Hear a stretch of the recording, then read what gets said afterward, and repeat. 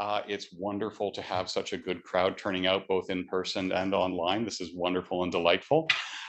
Before we begin, I just want to say welcome to Fairleigh Dickinson University. We're very proud to host Poets Corner, especially two distinguished poets we have with us tonight. But every week it's delightful to have, or every month it's delightful to have everyone come, as well as all of our open micers who share often some really wonderful work. I want to begin by acknowledging that we are on the unceded territory of the Musqueam, Squamish, and Tsleil-Waututh peoples, and also acknowledge that a land acknowledgement is not in itself action, but might be at least a step towards truth. We have two wonderful poets reading for us tonight. With little ado, not wasting too much time, I want to turn over the floor to Jane and just say, not only because with various events before the reading, I didn't have time to ask what both speakers would like me to highlight from their bios, but also because they are such wonderful poets and we are so thankful to have them here tonight. I am simply going to turn over the floor to you, Jane, and say thank you for being with us.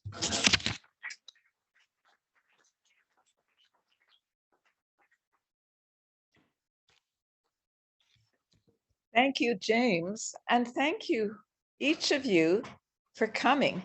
It's still such a pleasure for me to actually read to a live audience. I happen to have 3 books that came out during the pandemic. And so getting the chance to read from them to you is just a privilege. And thank you to Fairleigh Dickinson University for the space and to Poets Corner for inviting us to come. It's an honor. I'm going to read a little bit from each of these 3 books that came out during the pandemic. So I'm going to start with a poem from my memoir, Open Every Window, which is over there. I'm sorry, not a poem, a piece.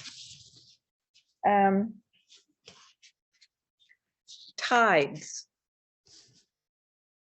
It was as if Bob's brain had strata, and the disease was excavating layers, revealing what had been buried. He'd spoken German with Frauli, his childhood caregiver, but hadn't kept up that fluency. Now, he quite often recalled German phrases or words. At other times, his synapses were like strings of wonky Christmas tree lights, the kind we had when I was a child. If a bulb was loose or burnt out, the whole string would shut down. We had to test each one in turn. When we tightened or replaced the problem bulb, all the others lit up. Most of the time, his memory and intelligence were inaccessible, as if a tide had come in and submerged them. But once or twice, he seemed to think and feel and speak as if they were still there. Those times reminded me of walking barefoot around the point when there was one of those extremely low midsummer tides. Jeans rolled up to my knees, carrying my sandals. I walked on sand I never saw at other times of the year. Usually, I had to climb up a trail and walk through the woods from beach to beach. But that blissful afternoon, I circumnavigated each rocky outcropping, crossed every bay, and kept going and going.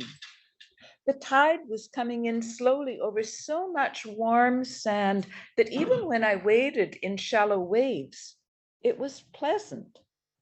Not the typical sharp cold of the strait, not even barnacles to contend with. I was out beyond the usual intertidal zone.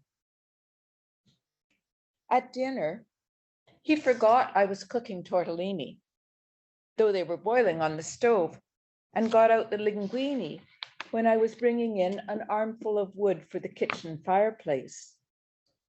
When I pointed out the tortellini, he said, "That's news to me," though he'd chosen tortellini and watched me pour it into the boiling water. He had the scale on the counter to weigh the linguine. After I showed him the tortellini, he tried to put the scale back in the cooler.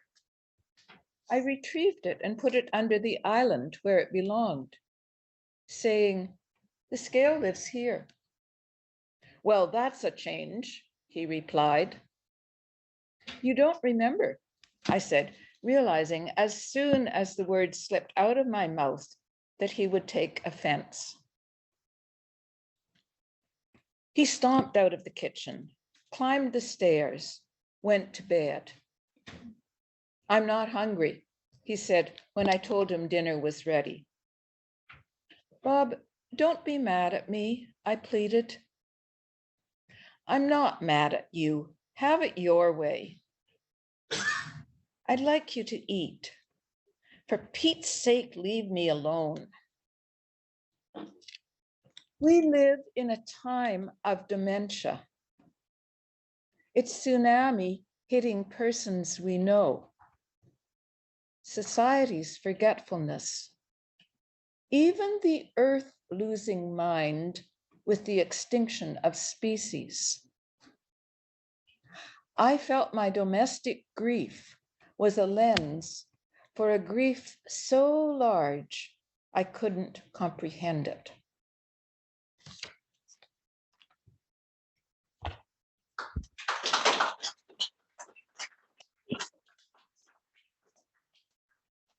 And then, because I think so many of us live with grief and with depression of a minor or a major sort, it's a time when I thought it might be good to read one poem from Glass Float. Glass Float has a central section in it called From Pune to Malshi Lake that I wrote while I was in India studying Iyengar yoga with Gita Iyengar. And this is Gita Iyengar's father, BKS Iyengar, had died 4 months earlier, and she was grieving for him. So she told us that she had done a study on depression. And so she taught yoga, Gita's Clues Against Depression, number 3. When you're seated for pranayama, Gita offers another clue. Let your mind be in every cell of your body. Breathe into the dark places where you feel stuck. Yogis called the tailbone the small mind. You wonder why. Vestigial bone? Perhaps it's your monkey mind, switching, letting you hang from a branch, almost a fifth limb. Find it, she says. Light it up with your breath. Lift it and ask it what it's thinking. Let it talk for a while in its own language. Listen to your little toes, your fourth toes, armpits. Laugh at yourself, with yourself. Be a network, a community, a self made of many. Be a populous city of working cells. Later in Shavasana, your mind following your breath, you begin to wonder how you know you are you. You discovered as a baby your mother wasn't you. If you didn't cry, she didn't know you were awake. Then an ongoing accumulation of vestigial selves, 6-year-old, 16-year-old. At times, you catch their feelings, slick and squirming, pulled from the dark you float on. You recognize them, the way friends flash a look at each other, laugh together when one says something the other has felt but may not say. December 4, 2014.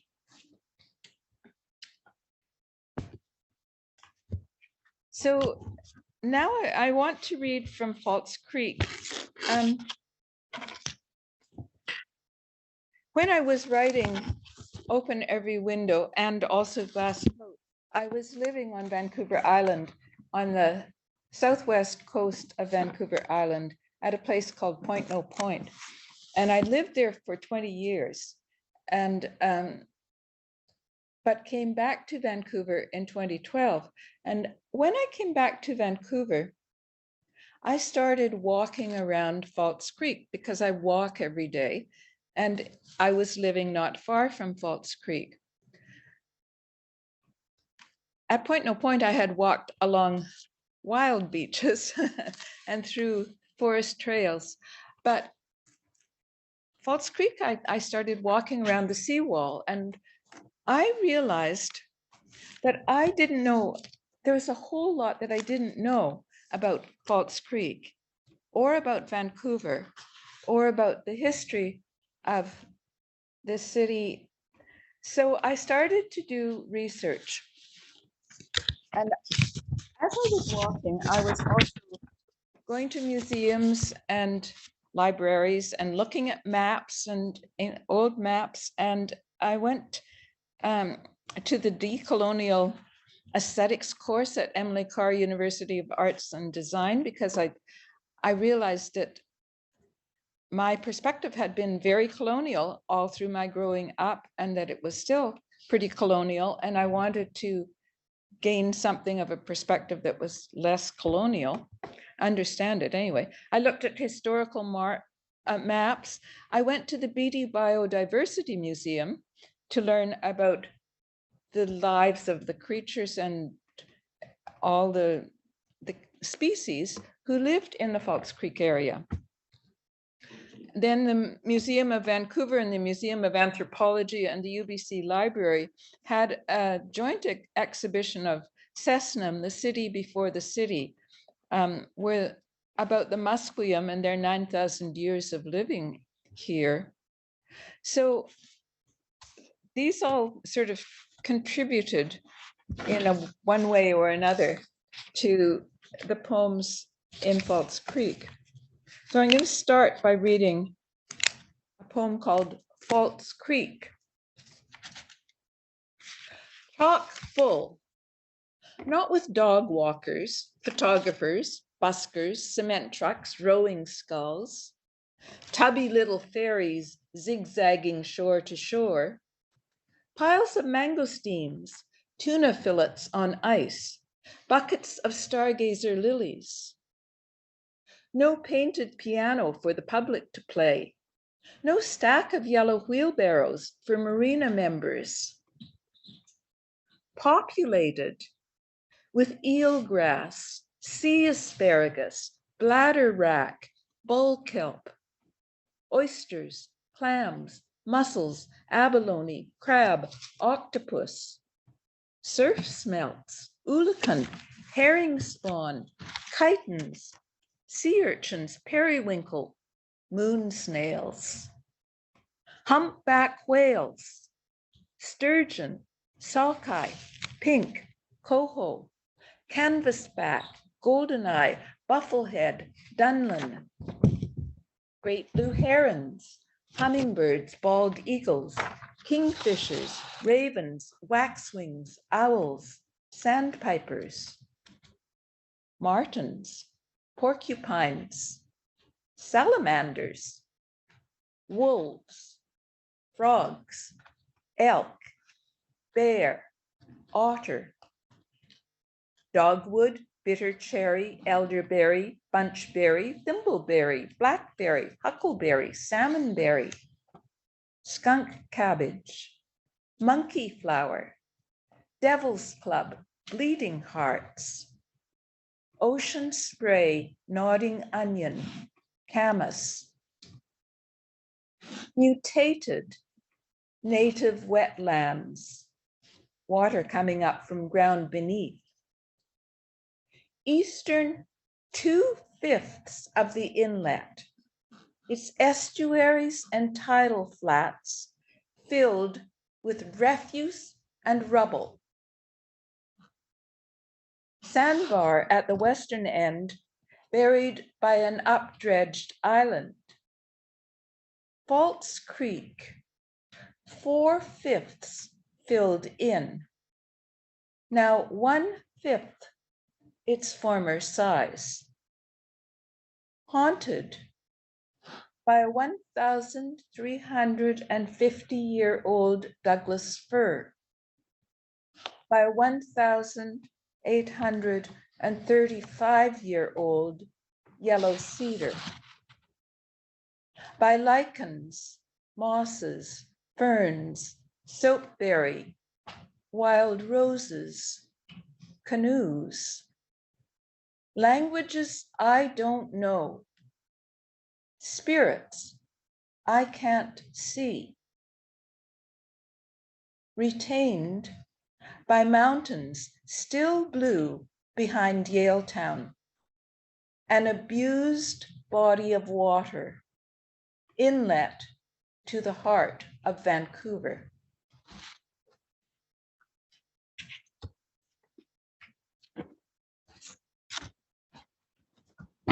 The Squamish village at the mouth of False Creek was called Sgsmåkhwa. And False Creek served as a common garden. A Musqueam poet told me it was like a supermarket. So shared by the Musqueam, Tsleil-Waututh, and the Squamish. So in a way, the market now on Granville Island is a continuation of False Creek's role as a marketplace. But also at the mouth of False Creek, there's Vanier Park. Walking home from Vanier Park, that evening, I didn't know I'd arrived. Walked right over the site where the longhouse sat. I didn't know. It had been home to 15,000 before the onslaught of European disease. That evening, in a barred on the beach tent, with the city as backdrop, watching a performance of King Lear, covering my eyes when Gloucesters are pried out, weeping with Edgar, weeping with Gloucester, weeping with the Fool, with Lear, weeping with Kent, and almost unbearable, Lear carrying Cordelia, laying her out, showing Kent the tremble of a feather. Break now, heart. Weeping with poor Tom. In the storm, Lear's mirror, shedding identity, protection, sanity, all save the fool's kindness. Walking home late, uphill.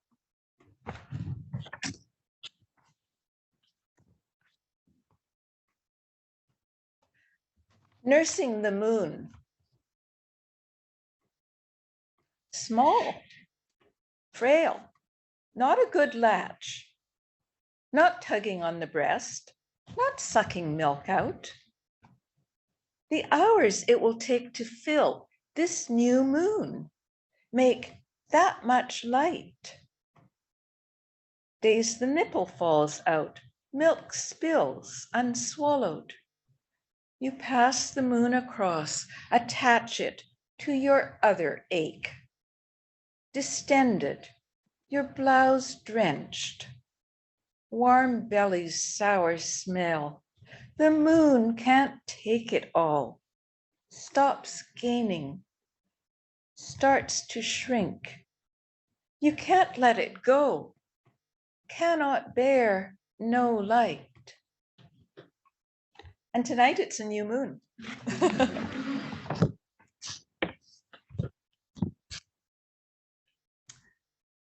I never anticipated that one of my close friends would be a Benedictine hermit. But thanks to Jan's wiki, I actually met Father James Gray at St. Peter's Abbey, where I went I've been many times to the Saskatchewan Writers Guild writing retreats that are held at St. Peter's Abbey, and started conversations with James, and he started writing to me. So we had a postal correspondence. But he also was just a good, intuitive, dear friend. Come into my room. As you did that morning, greet me with a bear hug. Scold me for my disarray. Weeds on your grave thicker now and mowed. Leaves on the elm flicker outside my window. No handwritten letter, no card falling out. Shekinah, if only we knew our glorious partner. Dread slows and chills me. Come into my room, friend, with your intuition, as if you abide here still, even if you've fled to Ursa Major. Black bear in your black robe, pad down the hallway, smell my disarray. The tenderness of witness to hold what is unbearable, to bear it.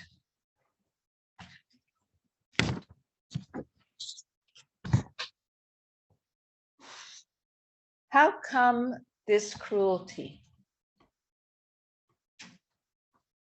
215 pairs of children's shoes on monumental steps to the closed back door of what was Vancouver's courthouse and jail, now is Vancouver's art gallery, across from ice rink, university, law courts, above 2 blocks of underground parking, 430 shoes in Tamara Bell's installation. See to see to see the underground parking of children. Persons pacing with radar to map erased graves. Rain on grass around structures. Onward Christian soldiers in white dogma, coif, veil, dog collar, blinkered senses. Women below men. Children below women. Foot soldiers marching as to war.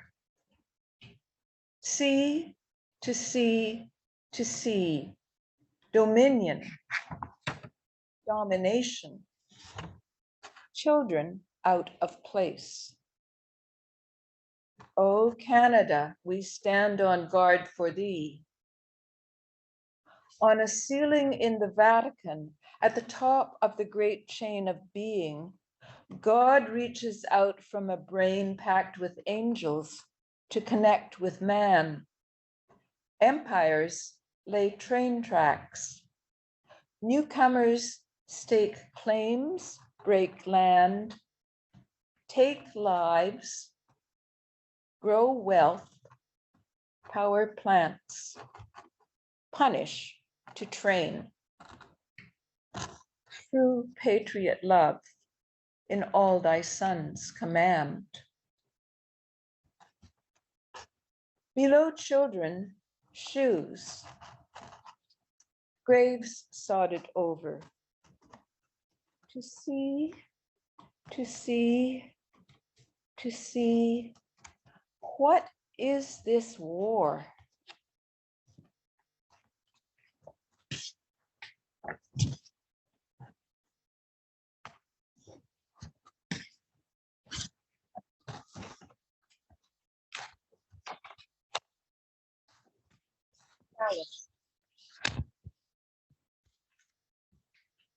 Fjords, inlets, the fingers of gulfs between us.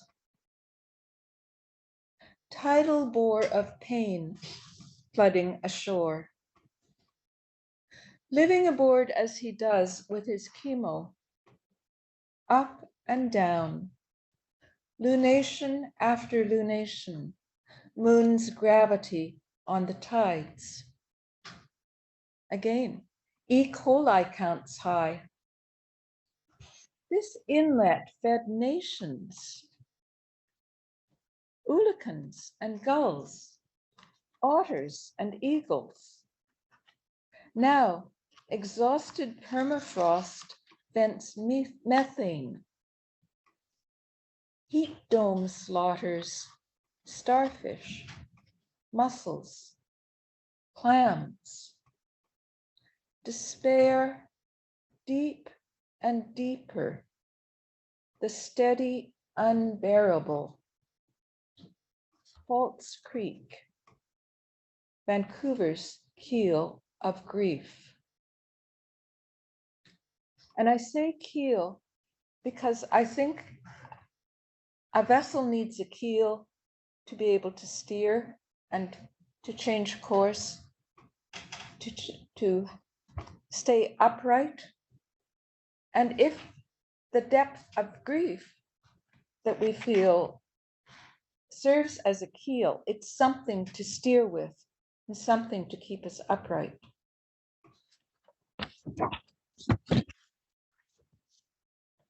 When Vesuvius blows up and lapilli, burning pumice stones, rain down on Pompeii and mudslides bury Herculaneum, Pluto seizes Proserpine not for 6 months, but for 2 millennia. The rape can be dated 24th August, CE 79. But what I do not understand is the depth of soil covering homes, villages, cities, erased without a volcanic eruption. Beneath Anatolia's rolling grasslands, excavations uncover Lydian, Greek, Roman layers. Earth must fatten as it ages. I understand how forests, prairies, canyons, steppes, marshes rise, fall, compost, build duff and humus. The fungal kingdom decomposes remains of plant and animal kingdoms. Middens of clamshells pile up by villages. But how fast those villages, cities, empires disappear. Garbage tips, landfills, the trash we toss gets buried by more trash and digested by mycelium. Earth shifts, lifts ranges, rearranges tectonic plates. Ice melts, oceans overflow. Vancouver may wash away.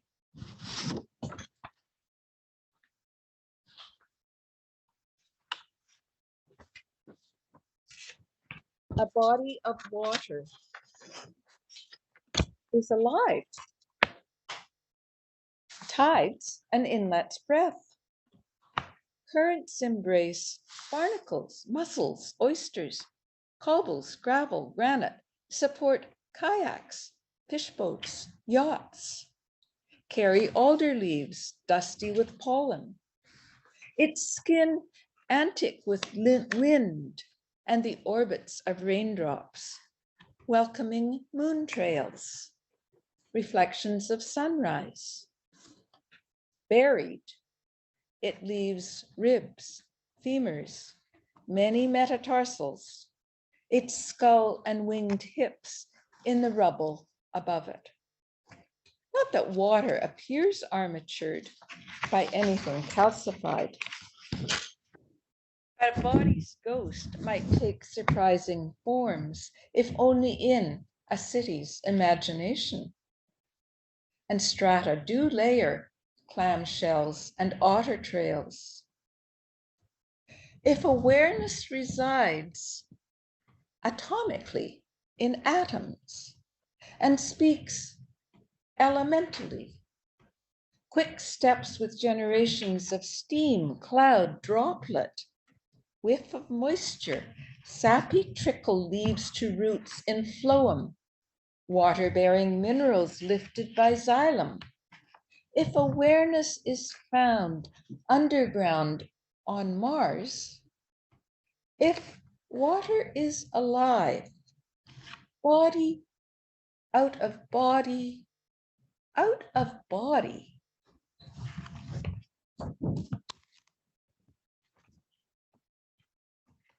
The last one I'll read,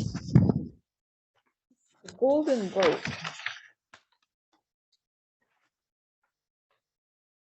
Last poem in the book. The Golden Boat. One hand's length, curved as a cupped palm, thin as Agamemnon's death mask, but not Greek. The golden Irish boat from the 8th century in a glass case not far from the river Livy, through whose mouth many fled, oppressor after oppressor. Tiny oars, also of gold, spider's leg oars. A boat to carry prayers. How do prayers row ceaselessly across seas, green with drowned ancestors, drowned dreams, the haunt of griffins?